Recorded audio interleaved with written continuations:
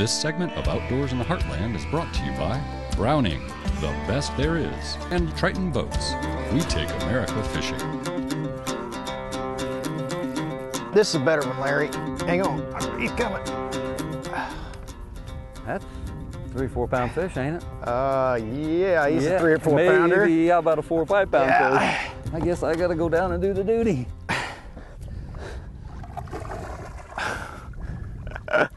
Unbelievable, big old girl, come on. Fishing fun. We do. Now, if he gets away at this point, Bob, he's caught now. You gotta know to turn her there around. You go. We got a hook buried right where it's supposed to be. Let me get. Another 4 pounder. That is another. That's probably 4.5 pounds. Look how she's solid. Solid? That is a solid, pretty fish. I'm going to tell you, this is a fun time, but what's real important is we've got that school fired up, and you got to keep catching them while they're eating. So why are you talking and out on the trolling motor and putting the bait back in here? I'm gonna get this girl back in the water.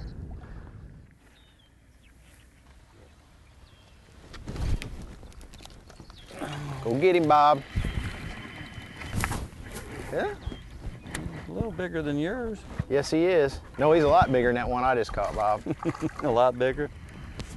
Well, you called it, though. You said we'd catch one off this point. You know, it's just, you got wind, a little breeze coming in one way, wind coming out here. You got a point that goes out here. You got lots of cover. It's just an incredible ambush spot. And I think, you probably, of all people, I got one too, Larry. You got it? Yeah. This might be a... Oh, that's a good... I better put my fish back. It's a little...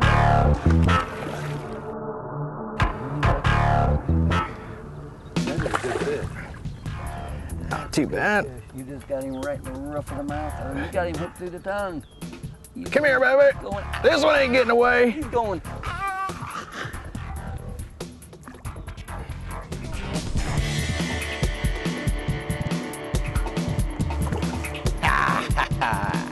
Sometimes when we do fishing shows, you fish with pros like this, you got to listen to what they said.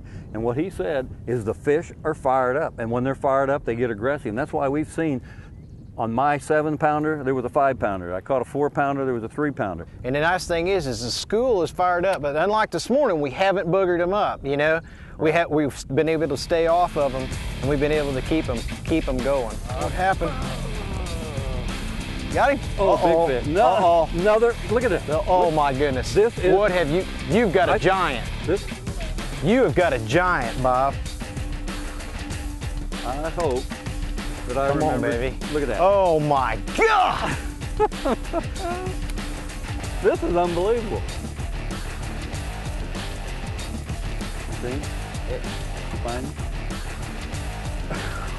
Oh, come on back here, buddy. Under the boat he goes. They always want that shade.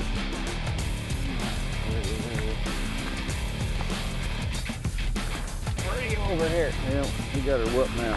It's a done deal. Another one. Isn't this incredible? This is incredible. I'm gonna take that hook out. It's hooked good. Another good That's one. A toad. That is a toad. Well, I don't know how many commercial breaks we've taken today, but I'm going to take a little nap. I'm going to get me a cold drink, folks. We'll be right back right after he puts his fish back in the water with more Outdoors in the Heartland.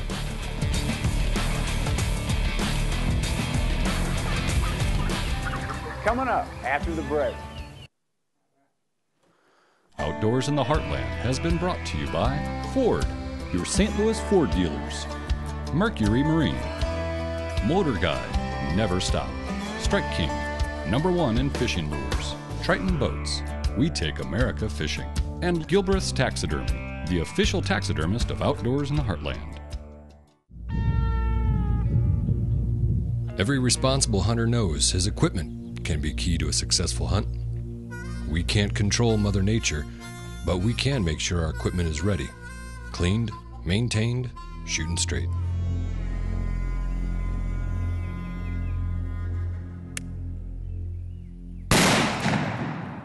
If you're new to turkey hunting, and Grandpa's shotgun got given to you last year for Christmas, and you take it out and shoot, it might not work just quite right. You want to find a choke tube and size shot and powder load that will put the maximum amount of pellets into a tight area. You never want to shoot a turkey in the body. They got a great big old body. It's easy to just put your bead on them and shoot them. You'll lose most of those birds. You want to put your bead on the head and neck area. One gun will like one size shot versus another, but find one that'll put a whole lot of pellets as close to the center of a target as you can, out to 30, 40 yards, and you'll have something that'll get the job done for you. Well, let's go down, see how many pellets we've got in the kill zone. We'll put another one on and see what it does at 40 yards.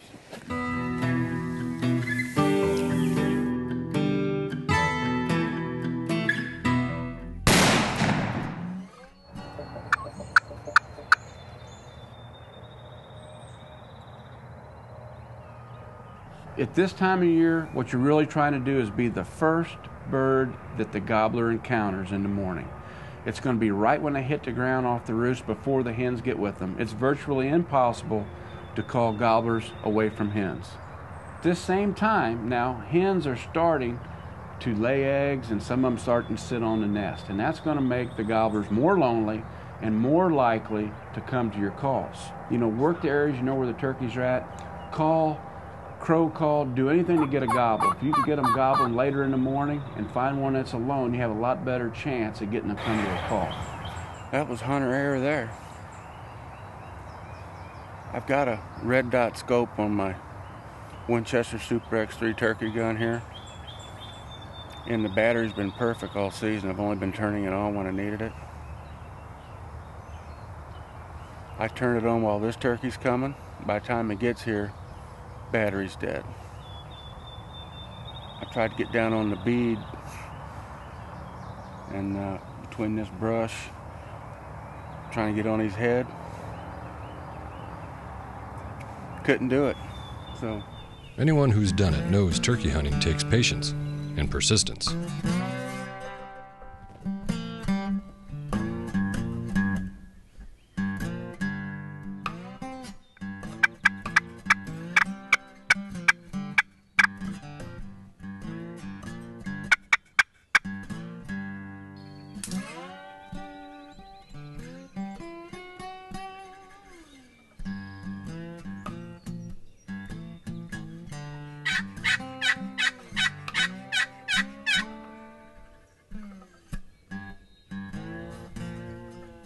You know, Larry's been hunting turkeys practically his whole life, but I don't think he can do it with his eyes closed.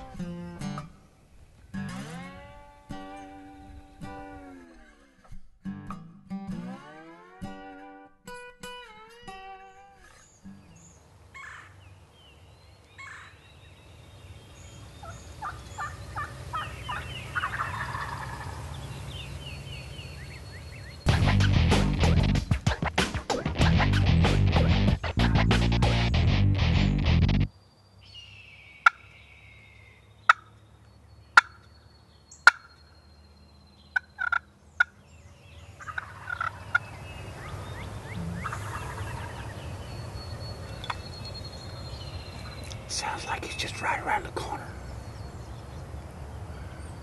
I was gonna put a decoy out, but I don't think I can.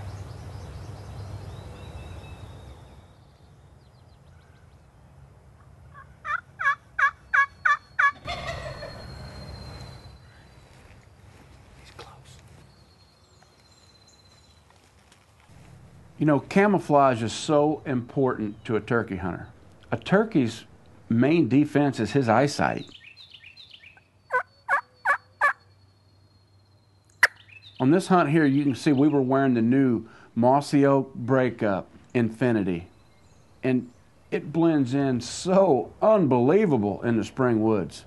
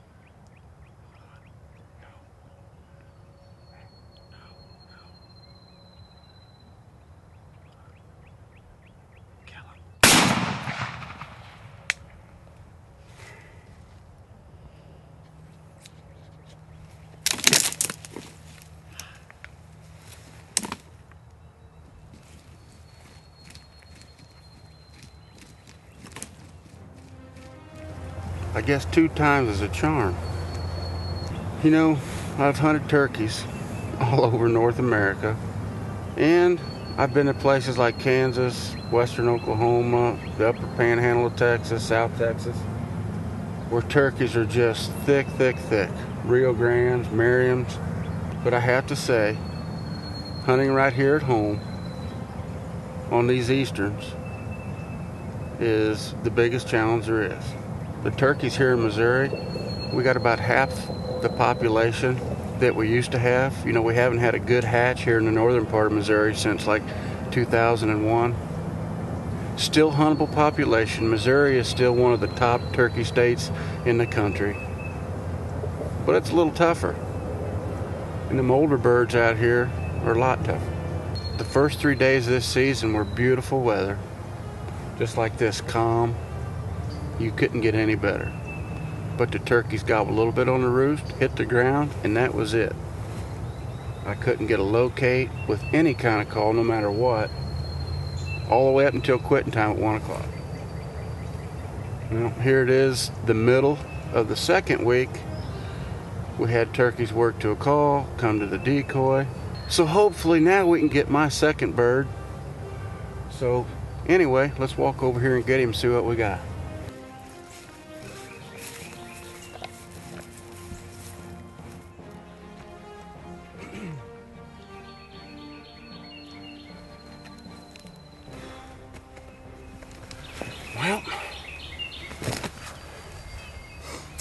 Well, 3/4, 1-inch bird. 2-year-old turkey, which we don't have a lot of, but that's what makes the turkey hunting world go round. If you're a turkey hunter, you've got to get you some of these Winchester extended range. And I shoot number 5 shot and a 3-inch shell. And as you look around here, all the feathers out of his neck, and it really does the job.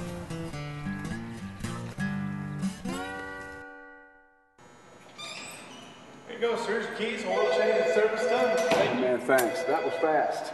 Hey, no matter what kind of vehicle you drive, service is fast and friendly at your neighborhood Ford dealer. Hey, for Bob Richardson, I'm Larry Woodward. We'll see you somewhere next week right here, outdoors in the Heartland.